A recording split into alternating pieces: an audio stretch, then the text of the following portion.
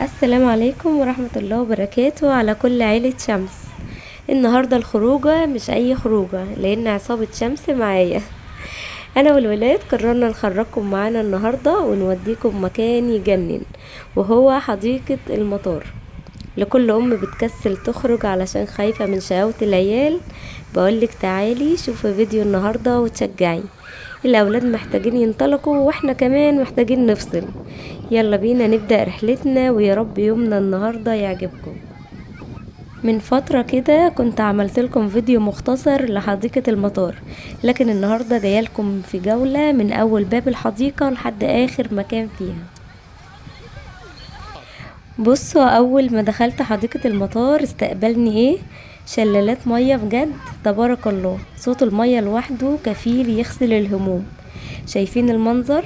تحسي انك مش في القاهرة او في زحمة المدينة، كأنك في مكان سياحي عالمي.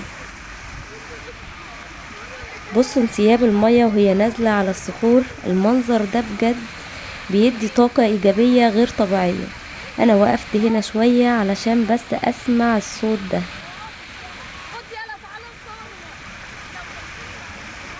المية هنا بتنزل في البحيرة اللي تحتها، والشمس لما بتيجي عليها بجد المنظر بيبقى لوحده لوحة فنية.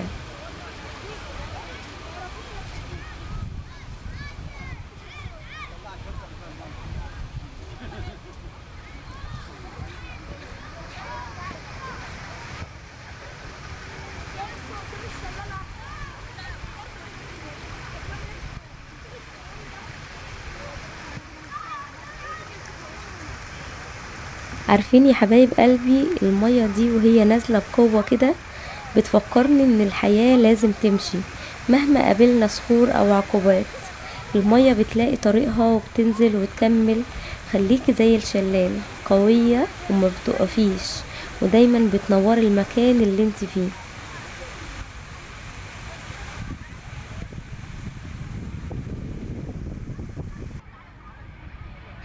بصوا بقى على الجمال والوسع ده، مساحات خضراء تفتح النفس، والناس هنا واخدة راحتها على الاخر.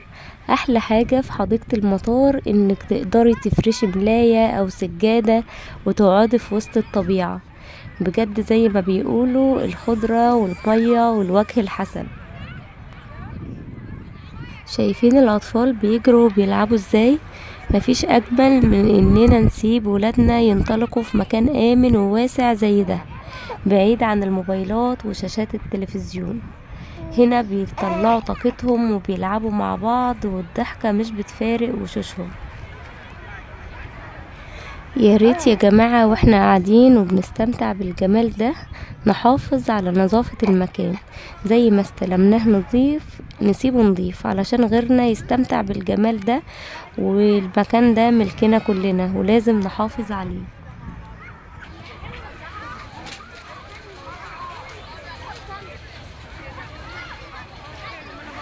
ماشي.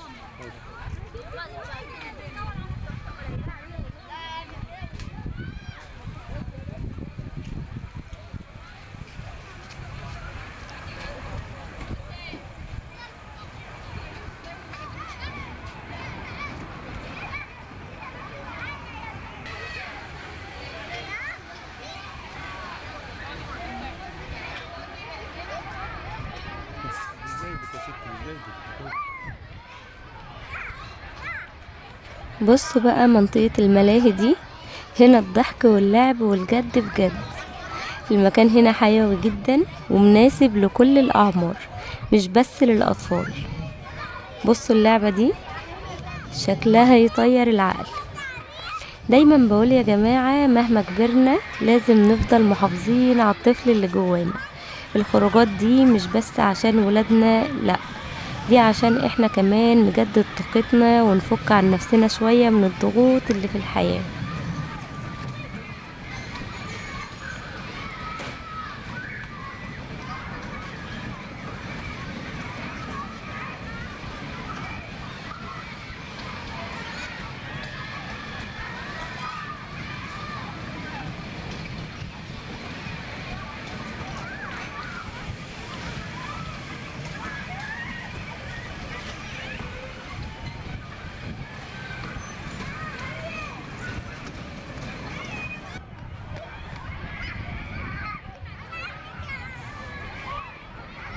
يا جماعة الملاهي هنا مش مجرد مرجيحة وزحليقة، دي مدينة ملاهي متكاملة.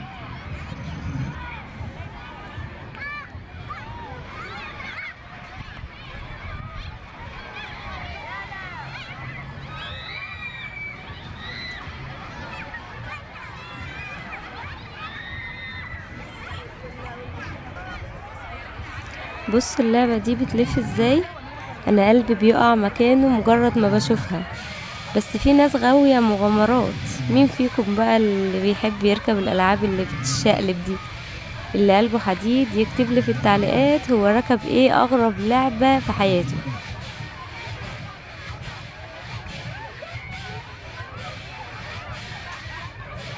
في ألعاب هادية خالص للأطفال الصغيرين اللي لسه بيبتدوا يكتشفوا اللعب، وفي ألعاب تانية للقلوب الجامدة. بس يعني لو انت جايبة أطفالك بمختلف أعمارهم، الكل هيلاقي حاجة تبسطه وتخرج طاقته.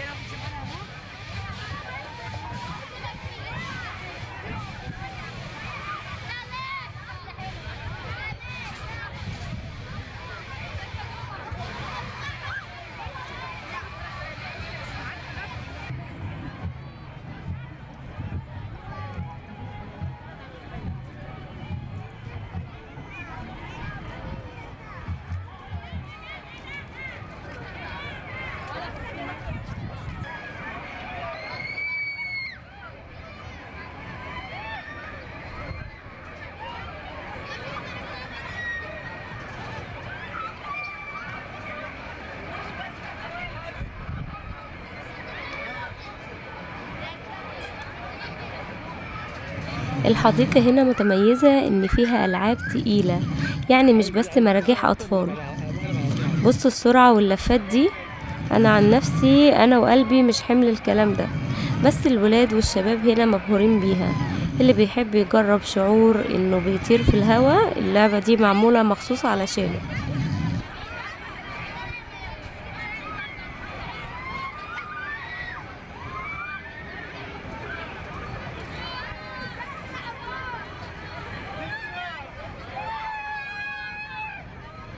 سامعين الصويت ده؟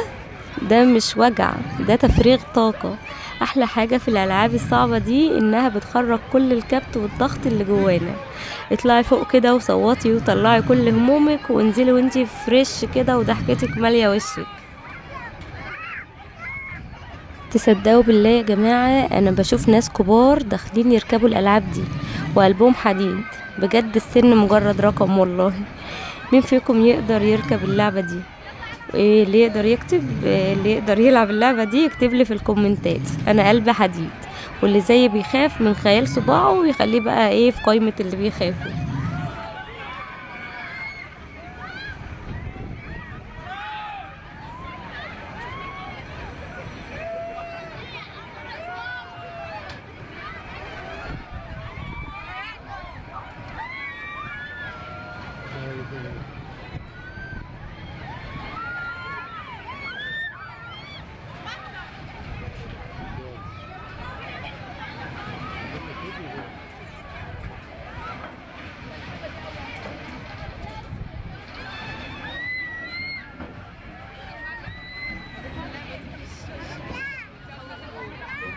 بتنقب هتعمل زي البنت دي، عامله زيها كده، اقسم بالله.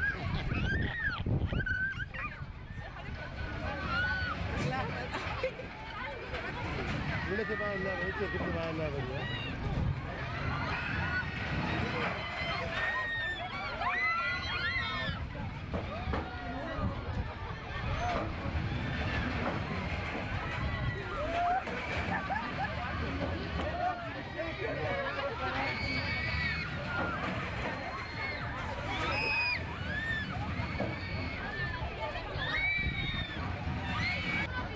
نونو نونو زو ايه في اللحظة دي وانا واقفة بصور ولادي وهم بيجروا وبيلعبوا، بحس ان تعب اليوم كله راح. شايفين الضحكة اللي من القلب دي؟ والله هي دي المحرك اللي بيخلينا نكمل في الحياة. ربنا يحفظهم ويحفظ لكم أولادكم جميعا يا رب العالمين، ويبارك في كل طفل بيرسم ضحكة على وش أهله.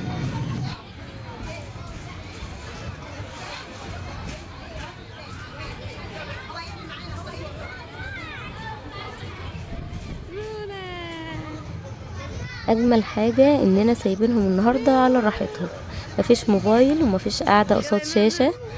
هنا في حديقة المطار في براح وفي شمس وخضرة،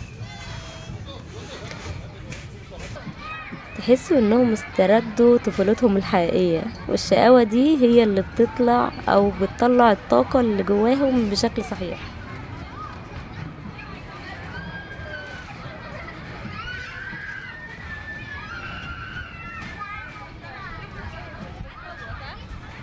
يا كل مامي يلي بتشوفيني دلوقتي، والله ما في اغلى من اللحظات دي. لو تقدري تخطفي يوم في الاسبوع او حتى في الشهر وتخرجي باولادك لمكان زي ده، ما تتردديش. الهدوم ممكن تتغسل والمصاريف بتتعوض، لكن ذكرى اليوم ده في خيال ولادك لما يكبروا مش هيتنسي ابدا.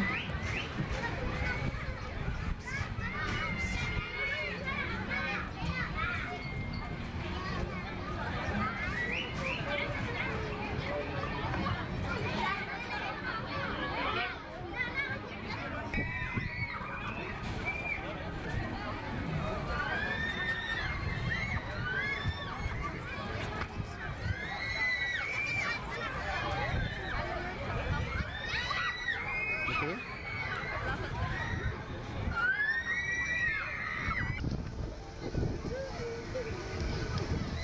هنا بقى هنربط الحزام يا جماعة، علشان احنا دلوقتي بنركب الساقية وطالعين للسما.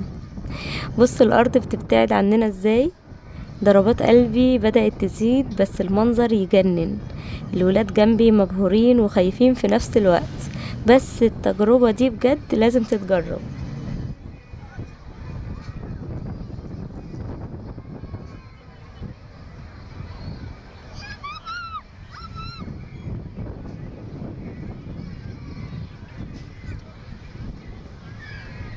عارفين واحنا فوق كده بنكتشف ان مشاكلنا اللي بنشوفها كبيرة هي في الحقيقة صغيرة جدا، زي الناس اللي ماشية تحت دي.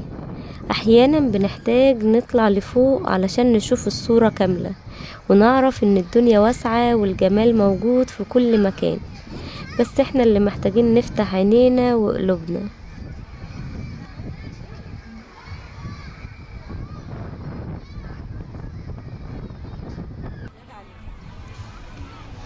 ويا مامي يلي بتخافي من العلو، جمدي قلبك كده واركبي علشان تشوفي الفرحة في عيون ولادك وهم شايفين الدنيا من فوق. بس نصيحة يعني امسكي الموبايل جامد علشان ما يقعش منك. فين ممرات المشي دي؟ باينة من هنا زي الشرايين اللي بتوصل كل ركن في الحديقة ببعضها، والناس تحت باينين زي النقط الملونة، كل واحد فيهم وراه حكاية وضحكة. المنظر ده خلاني احس قد ايه الحديقة دي كبيرة جدا ومنظمة، بجد هندسة معمارية وطبيعة في منتهى الجمال. غريب اننا فوق هنا حاسين بهدوء وسكينة، يعني رغم الدوشة اللي تحت، يعني صوت الهوا وهو بيخبط فينا بيخليك تحسي انك انفصلتي عن العالم. بصوا هناك يعني جايبين حدود الحديقة كلها ومباني القاهرة اللي بدأت أنوارها تظهر وتدخل مع خضرة الشجر. بجد يعني لقطة بانوراما مفيش أجمل منها في الدنيا.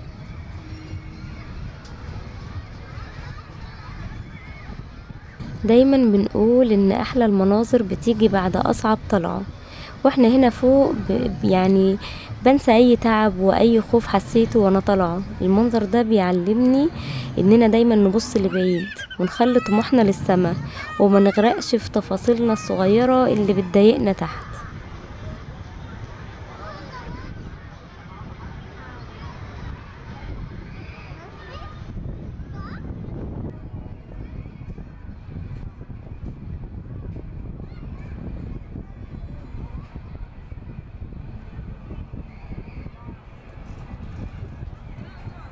بصوا تداخل الالوان، الاخضر بتاع الشجر مع اللون الازرق بتاع السماء، يعني الالوان من فوق اوضح واجمل بكتير بجد يا جماعة.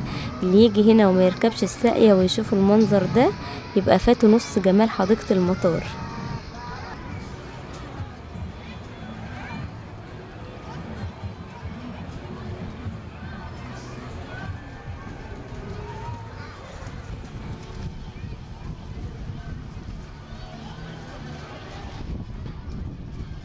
قالوا ان انا دلوقتي في اعلى نقطة في حديقة المطار، والمنظر بجد يخطف الانفاس.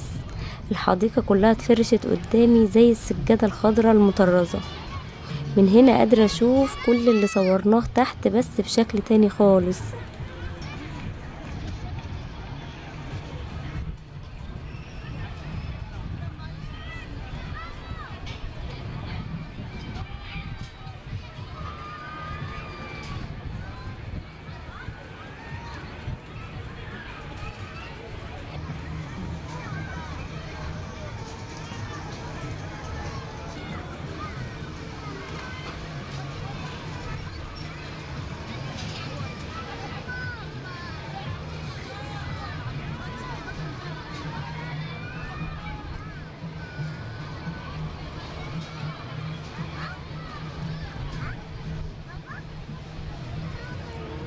يا اهلا بيكم في الجزء التاني من الخروجة، فقرة الزن والعياط.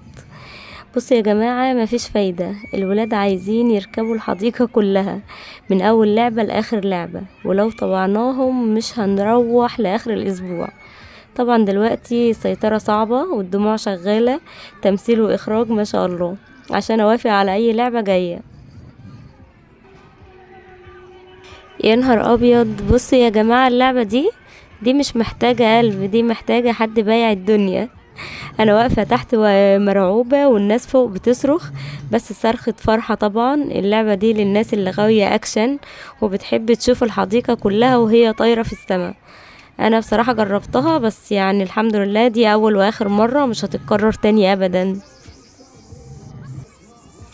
بصوا بقى على الابطال بتوعي، كبروا وبقوا يركبوا لوحدهم. مامي بيبقى قلبها واكلها وهي واقفة برا، وهم ولا على بالهم راكبين البطة وماسكين فيها ومنطلقين. في اللحظة دي بتحس قد ايه ولادك بيكبروا قدام عينيكي وبدأوا يعتمدوا على نفسهم. ربنا يحميهم يا رب. طبعا هم دلوقتي فرحانين، بس استنوا بقى لما اللعبة تقف هنبدأ المناحة اللي حكيت لكم عليها. البطة هتخلص، بس حكايتنا معاهم مش بتخلص. يا رب احفظهم وفرح كل ام باولادها وتشوفيهم في احسن حال.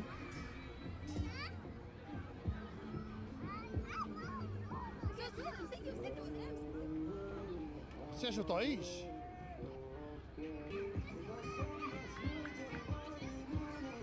شايفين الضحكة دي والبطة بتلف بيهم وهم حاسين انهم ملكوا العالم.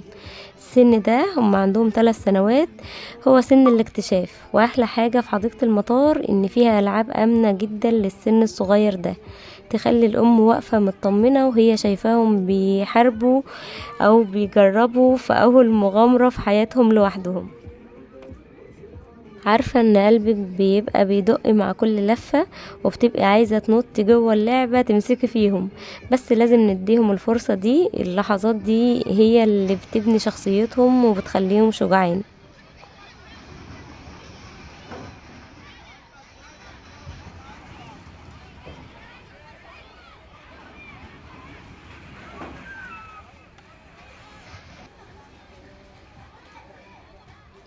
وصلنا بقى لأهم منطقة بالنسبة لناس كتير، منطقة المطاعم. هنا الريحة تجوع الصايم. في يعني تنويع كبير جدا من الأكل الشعبي للبيتزا والبرجر، يعني اللي بيحب حاجة هيلاقيها. الميزة هنا ان القعدة نظيفة والخدمة كويسة والأسعار في متناول الجميع.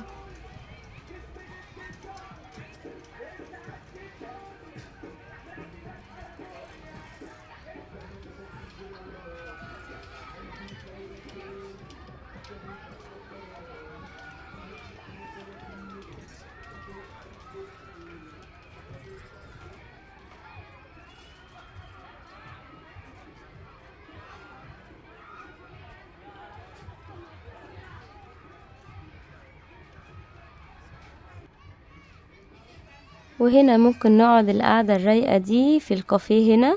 الجو مع كوباية شاي او قهوة في الهوا الطلق ده بيساوي الدنيا وما فيها. القعدة هنا بتشجع على الكلام والحكايات. عارفين يا حبايب قلبي، وانا بتمشى النهاردة كده في حديقة المطار وشايفة الاسر والازواج والضحك، جت في بالي حكاية حصلت مع واحدة من متابعينا الغاليين. كانت بتحكي لي انها كل ما تخرج مع جوزها خروجة ملاهي او فسحة كبيرة زي دي، اليوم بيقلب بنكد وخناق. تخيلوا بيبقى رايحين يتبسطوا ويرجعوا متخاصمين علشان شوية تفاصيل صغيرة مش مستاهلة الزعل ده كله، زي اللي هو اتأخرت ليه في اللبس، ده نسى الشاحن، ده اختار مطعم غالي، او العيال شقوا شوية في الملاهي، في الاعصاب بتتوتر. يا جماعة الخروجة دي بتبقى هدنة من معارك الحياة. لما تخرجوا سيبوا المشاكل في البيت، اقفلوا عليها الباب بالمفتاح. لو ابنك وقع واتسخ يعني اضحكي ونضفيه، بلاش تزعقي وتكهربي الجو. لو الاكل اتأخر شوية استغل الوقت ده ودردشي مع جوزك في ذكرياتكم الحلوة. يعني بصوا المكان ده يعني معمول عشان نبتسم. الحياة قصيرة جدا اننا نضيع فسحة في زعل او خصام. اتعلموا تفوتوا لبعض علشان المركب تمشي، وخليك انتي شمس البيت اللي بتنور يومهم بضحكتك وبصبرك.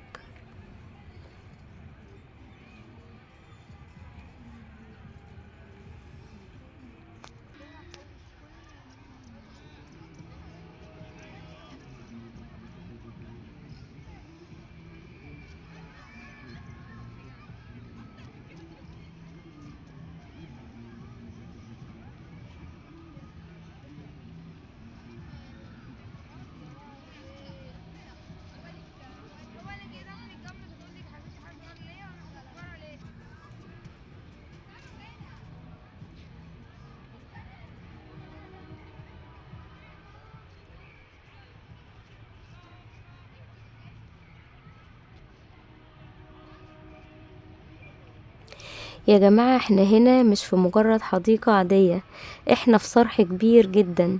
تخيلوا ان مساحة المكان اللي انا ماشية فيه ده 40 فدان. يعني لو مشينا من هنا لبكرة مش هنخلصها. والجميل ان ال40 فدان دول كلهم نبض وحياة، في كل ركن وفي كل زاوية هتلاقوا لمة وعيلة. بصوا كده يمين وشمال، في كل مكان الناس فرشة وقاعدة، رغم ان الزحمة موجودة بس ال40 فدان شايلين الكل. اللي فرشة حصيرة واللي جايبة كراسيها واللي قاعدين يضحكوا ويفطروا مع بعض. المساحة هنا بتديكي خصوصية، يعني تقدري تلاقي مكان هادي ليكي ولأولادك مهما كان عدد الناس كتير. فين ايه اكتر حاجة عجبتني؟ ان ال40 فدان دول متقسمين صح، يعني منطقة للملاهي ومنطقة للهدوء ومنطقة للخضرة. تحسوا ان الحديقة دي بتفتح حضنها لكل الناس، من اول اللي جاي يذاكر في هدوء لحد اللي جاي يهيص مع اولاده في الملاهي.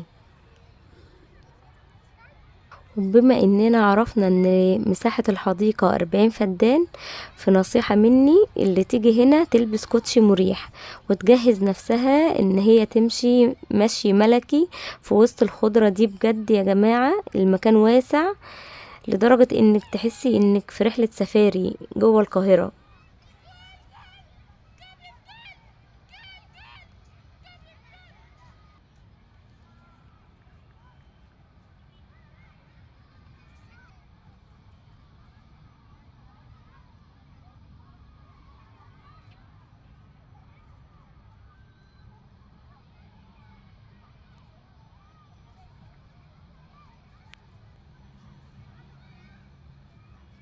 هنا بقى يا جماعة احنا وصلنا لأكتر مكان فيه هدوء وراحة نفسية.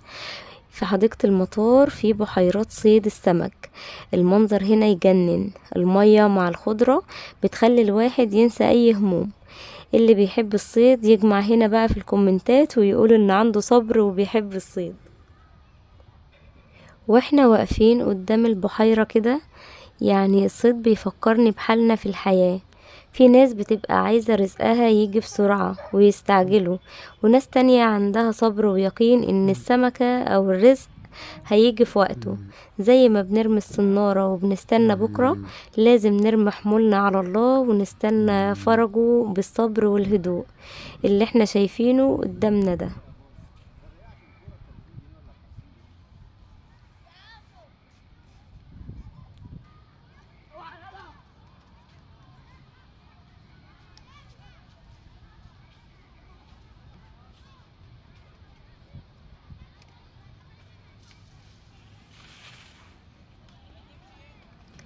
شايفين الأطفال بيجروا وبيلعبوا ازاي؟ مفيش أجمل من إننا نسيب ولادنا ينطلقوا في مكان آمن وواسع، بعيد عن الموبايلات وشاشات التلفزيون. هنا بيطلعوا طاقتهم وبيلعبوا مع بعض، والضحكة مش بتفارق وشوشهم. وهرجع واقول تاني يا جماعة، ياريت واحنا قاعدين وبنستمتع بالجمال ده نحافظ على نظافة المكان. زي ما استلمناه نضيف نسيبه نضيف علشان غيرنا يستمتع بالجمال ده. المكان ده ملكنا كلنا ولازم نحافظ عليه. عارفين يا حبايب قلبي، واحنا على ابواب شهر رمضان الكريم، ربنا يبلغكم رمضان جميعا يا رب، لا فاقدين ولا مفقودين. المكان هنا بيبقى ليه طعم تاني خالص. تخيلوا تيجوا هنا وتفطروا في وسط الخضرة دي وعلى صوت الشلالات، بجد فطار يرد الروح. والمساحات الواسعة اللي شفناها دي تنفع جدا للمات العيلة وعزومات رمضان. رمضان مش بس اكل وعزومات، رمضان لمة وصلة رحم. ولو محتارين تجمعوا العيلة فين من غير تكاليف القاعة او القاعات الغالية، الحديقة هنا اختيار مميز.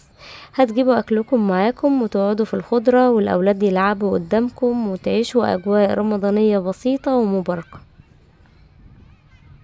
بإذن الله لو لينا عمر لازم نيجي نصور هنا في رمضان ونشوف الزينة والأنوار. وقولولي في التعليقات، بتحبوا تفطروا في البيت أول يوم ولا بتحبوا تخرجوا وتغيروا جو في أماكن مفتوحة زي دي؟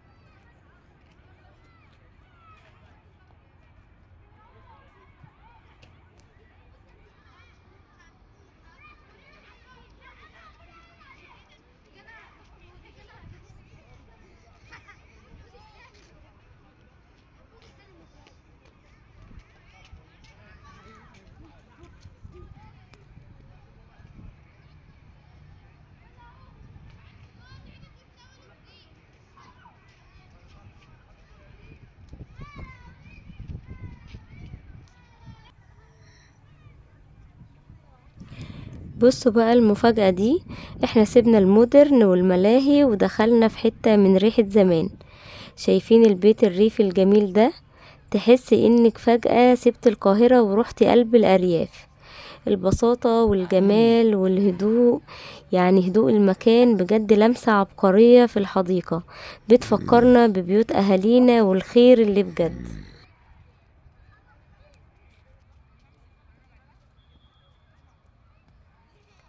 وشوفوا بقى الجمال اللي جنب البيت، برج الحمام. المنظر ده لوحده لوحة فنية. هديل الحمام مع خضرة الشجر بيعملوا يعني حاجة كده مريحة جدا للأعصاب. برج الحمام دايما رمز للسلام والستر، ووجوده هنا بيدي إحساس إننا في مزرعة مش في مجرد حديقة عامة. لو جيتوا حديقة المطار لازم تدوروا على الركن ده. اقعدوا قدام البيت الريفي شوية واسمعوا صوت الحمام وخدوا نفس عميق، يعني بجد اللحظة دي كفيلة تجدد طاقتكم لأسبوع قدام. واحنا بنتمشى عدينا على شوية محلات لبيع الهدايا واللعب. الحاجات شكلها يفتح النفس جدا، وممكن نجيب منها ذكريات حلوة لليوم ده. ميزة الحديقة انها مجمع متكامل، يعني فسحة وتسوق واكل في نفس الوقت.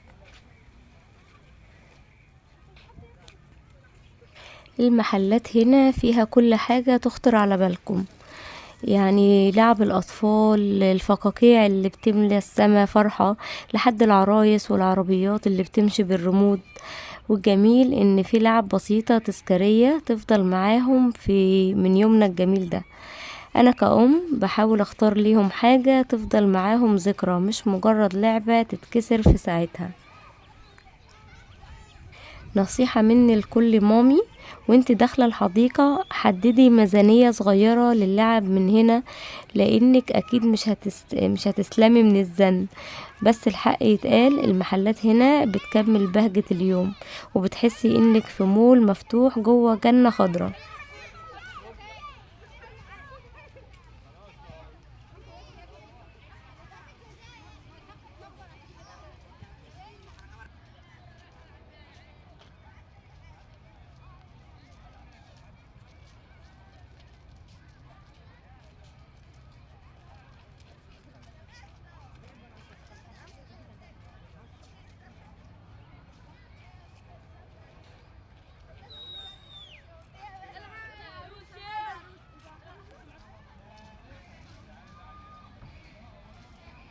ما شاء الله تبارك الله. بصوا يا جماعة على الجمال، اتقابلنا مع عريس وعروسة زي القمر بيصوروا السيشن بتاعهم هنا في الحديقة. بجد مفيش اجمل من الشلالات والخضرة دي تكون خلفية لصور ذكرى العمر. الف مبروك ليهم، وربنا يتمم لهم على خير ويرزقهم الذرية الصالحة. فعلا اختيارهم لمكان زي حديقة المطار يعني اختيار عبقري، لان الطبيعة بتدي روح للصور مش موجودة في اي استوديو مقفول. الشمس وهي طالعة او وقت الغروب مع فستان العروسة الابيض عاملة لوحة تجنن. عقبال كل حبايبكم يا رب. مين فيكم صور السيشن بتاعه في مكان مفتوح زي كده؟ ومين لسه بيجهز وبيفكر في مكان زي ده؟ احكولي ذكرياتكم مع يوم السيشن كان فين، وايه اكتر موقف حصل معاكم مش قادرين تنسوه. بجد يا جماعة، بعيدا عن جمال المكان واللعب، الخروجة دي بالنسبة للأطفال مش مجرد فسحة وخلاص، دي غذاء للروح وبناء للشخصية. حبيت أشارككم كلمتين من القلب عن أهمية إننا نخرج بأولادنا للأماكن المفتوحة دي. احنا في زمن ولادنا اتسرقوا مننا جوه الموبايلات والتابلت، وبقوا عايشين في عالم افتراضي. لكن هنا في ال40 فدان دول هم ردوا طفولتهم. لما الطفل بيجري على النجيلة وبيلمس الشجر وبيشوف المية، حواسه كلها بتشتغل. الخروجة دي هي الديتوكس الحقيقي اللي بينظف عقولهم من زحمة الكرتون والألعاب الإلكترونية. الطفل طاقة، ولو الطاقة دي ما خرجتش في مكان واسع وآمن زي حديقة المطار، هتخرج في البيت نكد وشقاوة زايدة. هنا هم بيتحركوا، بيمشوا، بيجروا، وده مفيد جدا لصحتهم الجسدية ونموهم. الشمس اللي شافوها النهاردة والهواء النظيف ده بيبني مناعتهم وبيخلي نفسيتهم في السماء.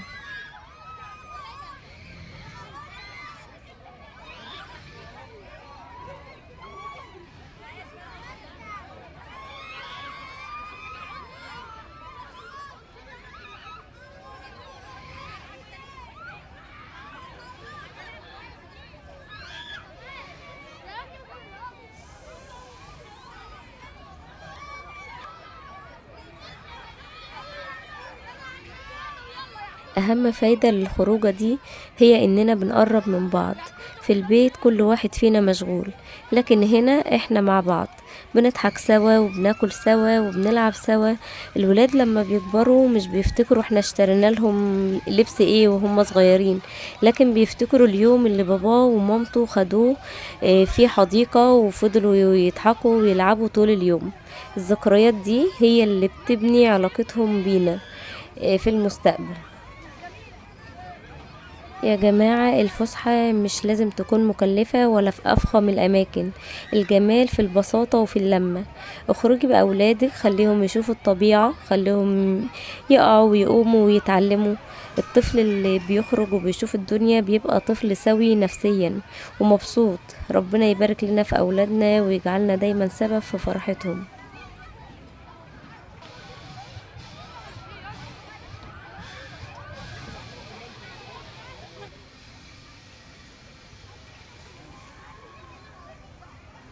وقبل ما نختم يومنا خبطنا في المكان ده. بصوا يا جماعة، البيت الملعون، تحسوا ان المود اتغير فجأة من الخضرة والضحك الجو الغموض والإثارة. انا وقفت قدامه والولاد ماسكين فيا، الصوت طالع منه لوحده، يعني الصوت اللي طالع منه لوحده ده كفيل يخلي الواحد شعره يقف. مين فيكم عنده الجرأة انه يدخل من مكان زي ده؟ يا جماعة النهاردة يعني اليوم خلص بسرعة البرق، زي اي حاجة حلوة بنعيشها. لفينا في ال40 فدان وشوفنا الشلالات وهدوء البحيرة، وركبنا الساقية وشوفنا الدنيا من فوق، وحتى البيت الملعون والشقاوة والزن بتاع الولاد. كل دي ذكريات اتحفرت في قلبي النهاردة. عايزة اقول لكل واحدة بتشوفني، الحياة قصيرة ومحتاجة مننا لحظات نوقف فيها الزمن وننبسط بأبسط الحاجات. مش لازم نسافر بعيد ولا نصرف كتير علشان نفرح. الفرحة ساعات بتكون في ضحك الطفل وهو راكب بطة بتلف، او في قعدة هادية قدام بيت ريفي يرجعنا لأصلنا.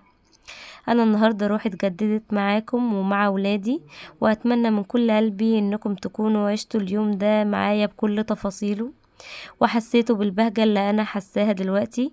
وقبل ما نمشي ما ينفعش نختم اليوم الجميل ده من غير ما نرفع ايدينا لربنا ونشكره على نعمه الكتيرة.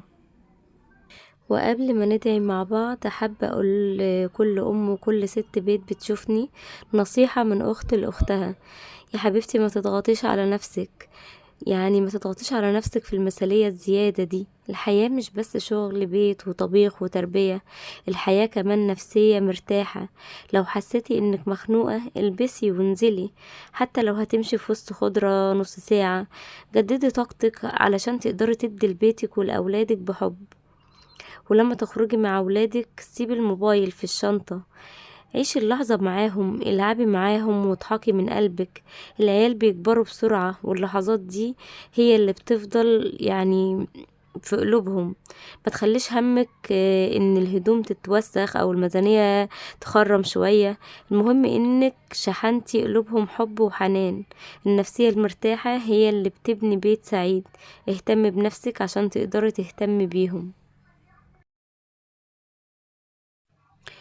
واحنا في نهاية يومنا الجميل ده في حديقة المطار وسط الخضرة والشلالات وفرحة العرسان اللي شفناها، مفيش أجمل من إننا نختم بكلمتين من القلب لرب العالمين. يا رب زي ما نورت يومنا بجمال الطبيعة دي، نور بيوتنا بالهداية والسكينة. يا رب بارك في أولادنا واحفظهم، وارزق كل بيت مصري وعربي الستر والرضا.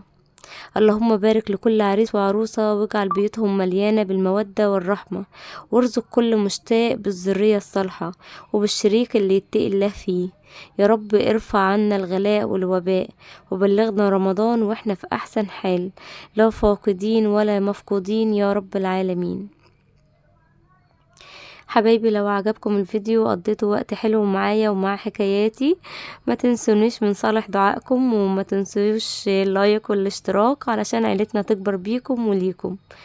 كانت معاكم شمس من قناة منوعات وحكايات مع شمس. استودعكم الله الذي لا تضيع عنده الودائع. اشوفكم في حكاية جديدة وفيديو جديد، مع الف سلامة.